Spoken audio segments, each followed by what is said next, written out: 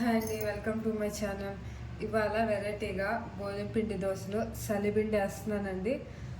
ఎలా ఉంటుందా అని ట్రై చేస్తున్నాను. ఇది యాక్చువల్లీ మా అక్క వాళ్ళు సారి తెచ్చారు. సో కొద్దిగా సలిపిండి ఉండింది. సో అందుకే ఇవాళ గోధుమ పిండి దోశలో వేద్దామని వేస్తాను. ఎలా ఉంటుందో చూద్దాం. నేను జస్ట్ ట్రై చేస్తున్నాను. సో ఎలా వచ్చిందో నేను క్లాస్లో చెప్తాను తిని.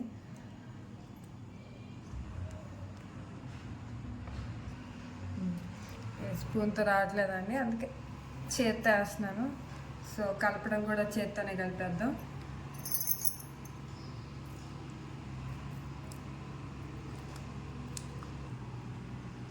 ఇంట్లో కూడా మీరు కూడా ఇలాంటి వెరైటీలు ఏమన్నా చేస్తుంటే నాకు కామెంట్ చేయండి. ప్యాన్ పెట్టుకొని ఆయిల్ వేసాను. ఆయిల్ హీట్ అయిందండి. చిన్న చిన్న అట్లుగా పోస్తున్నాను నేనైతే.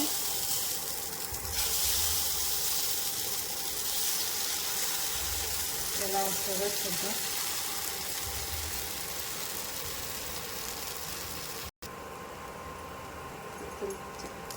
స్లోగా తిరగేసుకుందాం.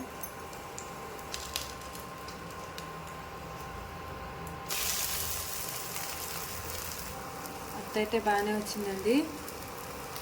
టేస్ట్ ఎలా ఉంటుందో చూడాలి. నీట్గా వచ్చింది. మన మామూలు దోశలో వచ్చేసింది. రెండోదండి. సో ఫస్ట్ రోజు మా హస్బెండ్ తినేసాడు. టేస్ట్ అయితే చాలా బాగా కుదిరింది, బాగా వచ్చింది.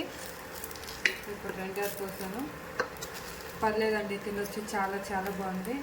అండ్ ఈవినింగ్ తినొచ్చు స్నాక్స్ లాగా, స్వీట్గా.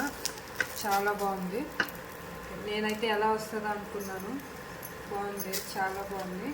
ఇది కూడా ట్రై చేయొచ్చు ఇంట్లో. ఎప్పుడైనా అలా సలిపిండి కొంచెం మిగిలిపోతే ఇలా గోధుమ పిండి దోశలో ఇలా పోసేసుకోండి. థర్డ్ వన్ కూడా చాలా బాగా వచ్చిందండి.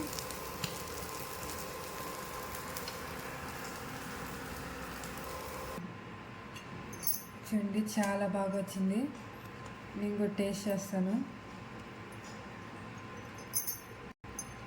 టేస్ట్ అయితే చాలా బాగుందండి. ఇది ఇవాళ మెనూ లాగ్.